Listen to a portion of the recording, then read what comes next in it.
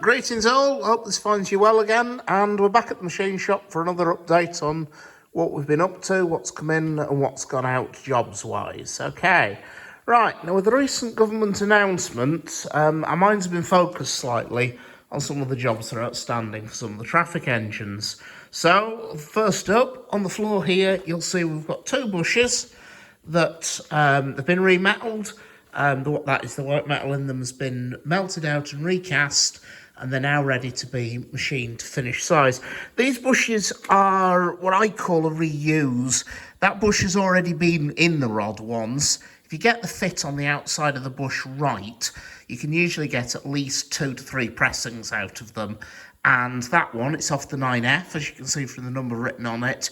It's been found that the white metal inside it had worn to the stage where it's a very loose fit on the crank pin. It's way out of tolerance. And so it's gone over to the white metal shop. The lads have melted the metal out and they've cast new in there. And that's ready for us to machine. A minor pothole on the road of progress is that, unfortunately, in the process of casting the core, you can just see this piece of steel pipe inside it.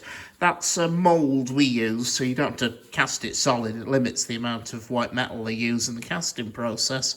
Well, unfortunately, that core's stuck in there solid. They had it in the press. You normally squirt them out with the big hydraulic press. They put 20 tons onto it and it didn't want to move. So the first entertainment is I've actually got to machine that core out of there. It's a relatively straightforward job. We'll just go slow and steady at it with the boring bar and just machine that out. Then once we've got rid of that, we can then actually machine the white metal, which is what we want to do. So that's a job that's come in this week. The bush itself is fine. The end float on it's fine. Once you get around the fact that a 210.0 has about twice the end flow that you're used to seeing. So that bush will just be cast, it will just machine that out to finished size. What I do is I've taken all the measurements of the crank pin, that is the diameter and the radius that's on the inside end, and I'll then machine that bush out to suit. Another one that's emerged from hiding is this, which is exactly the same, except this time it's for Eric. Now, this is another of the little COVID legacies that we're still slowly getting on top of. This was actually cast in summer last year. It's been sitting around ever since, waiting for us to have the time, because at the time Eric was still severely in pieces. He does wheel sets out and I don't know what else. And so that bush was just simply, right, it's been cast, we can just sit it on one side, and then when we've got somebody in who can machine it, we'll actually machine it. Well, the time is now coming. Eric's coming back together in the boiler shop. They're getting the horn guide sorted, and so before the world is too much older, it's going to need that bush doing. So those two will be machined at some stage in the next week or so, and then they can be pressed back into the rods, and away we go. The other job that's come in is this combination lever of 76079. This needs a complete rebushing. All bushes were worn beyond acceptable limits. Now, the bushes run in the holes were pressed into the holes in the rod here, and then the various pins. That's the valve crosshead pin, that's the top pin, that's the bottom pin, are then set into those bushes. Now, those bushes involve a little bit of mathematics to get them absolutely right. What we do is you'll first of all measure the internal diameter of the hole in the rod into which the bush goes. You then measure the external diameter of the pin that goes into that bush, okay? Now, what we then want to end up with is we want to end up with a bush that will press into that hole in the rod, but then when it's pressed in, the pin will be a nice running fit in the bush. It won't be too slack. So what we do is we take, first of all, our measurement for the hole in the rod. We add on usually about 1/1000 of an inch per inch diameter, and we machine the bush to that oversized measurement. With the pin, we then take the measurement of the pin.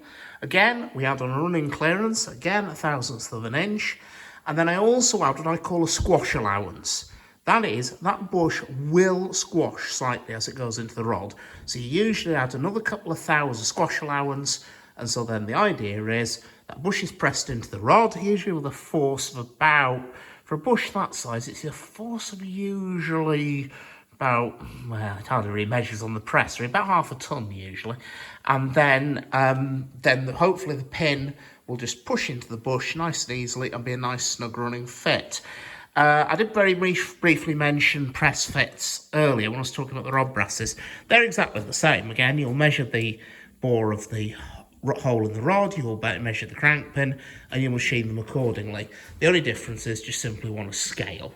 It's exactly the same idea, and will be done exactly the same way. So those two are ready to go. The combination lever material is currently on order from our foundry that we use, Lanes of Middlesbrough. Very highly recommended. They're doing very well, are the lads at Lanes at the moment, turning out some very nice work.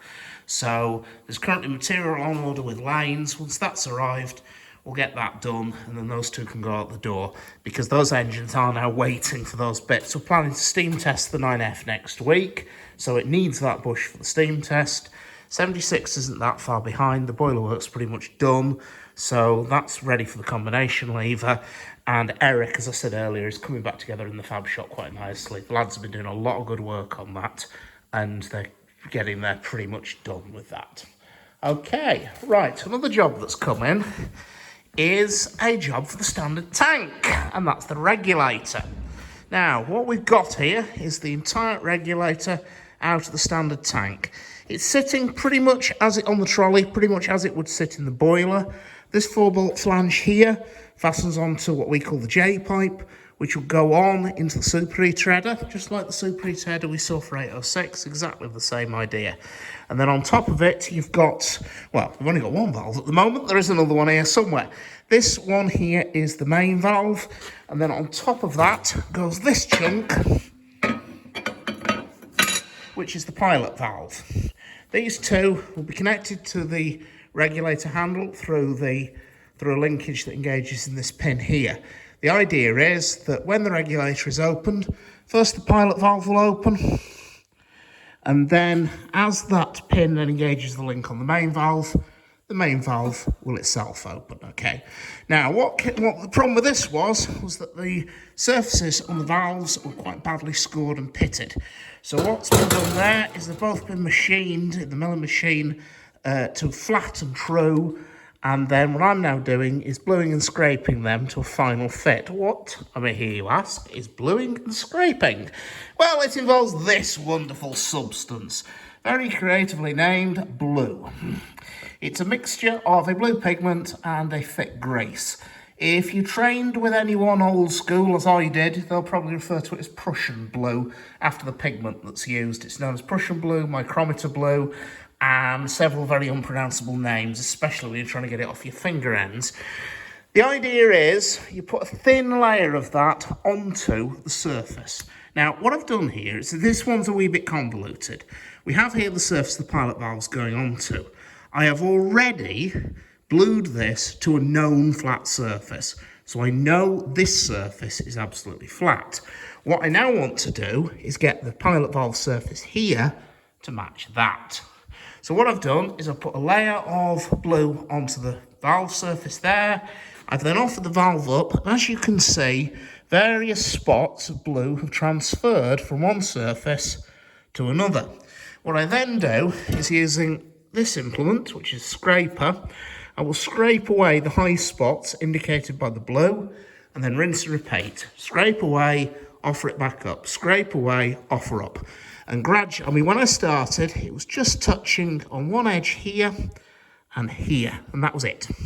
We've now got contact here, we've got contact along this leading edge here, we've got contact along the trailing edge here, we've got contact along here, and we're starting to get contact along this edge here.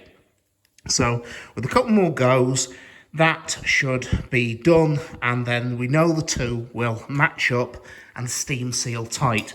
The major difference, incidentally, between lapping and scraping is that in lapping, you are making the two surfaces match each other. So if those two surfaces are concave, or one's concave and one's convex, you're going to end up with a concave surface and a convex surface. However, here, what we want is two flat surfaces.